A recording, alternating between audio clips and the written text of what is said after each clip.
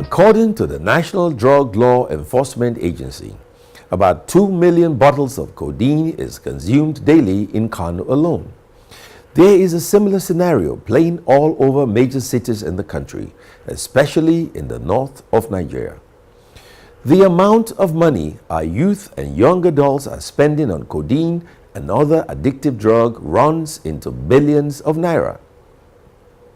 Years ago, Nigeria was just a transit point for drugs.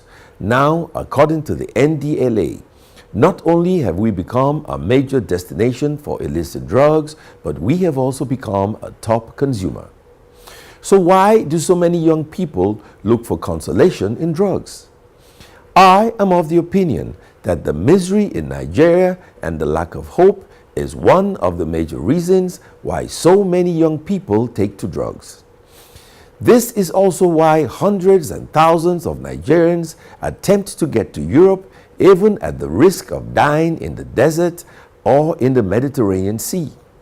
Banning codeine is not the answer, because that will only increase its price and make it a much more profitable business.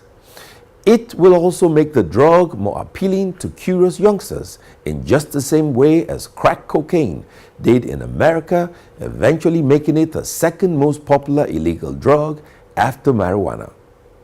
So what is the solution? Rather than banning codeine, we must address the reason why our youth feel so hopeless. Recently, President Muhammadu Buhari told the Voice of America that a lot of northern youth are illiterate and have very little capacity to earn a living. Right there is the problem. We must change the equation. Instead of banning codeine, we must stop wasteful spending of public funds on the sponsorship of pilgrimages, building expensive government houses, and wasteful security votes. The most important allocation in any budget at the state or federal level should be education.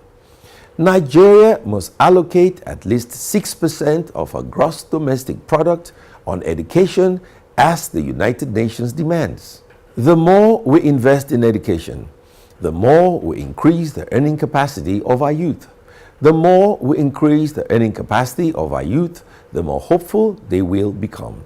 The more hopeful they are about life, the less likely they are to do drugs. The previous administration started the trend of building Almajiri schools and other educational institutions all over northern Nigeria. That was a step in the right direction, and I urge the current administration to build on what the previous administration did. Nigeria has the highest population of out-of-school children in the world, and we know what that portends. The mind is a terrible thing to waste, and if we don't educate our youth, they will waste their minds with drugs. My name is Ben Murray Bruce, and I just want to make common sense.